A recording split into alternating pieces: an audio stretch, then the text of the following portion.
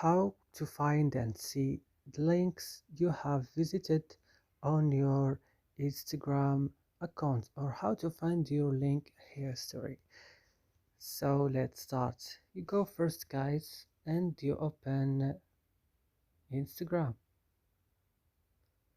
After this, when your Instagram is opening, we just go down here to your profile, open your profile, then go up, click on this three line, then go to your activity. Then you will go to links you have visited, and here you will find all your link you have visited or your link history. As you see now, for me in my account I don't have any link history, that's why I can't find anything here. And that's it. I hope this video is helpful. Don't forget to like and subscribe in our channel, and see you next video.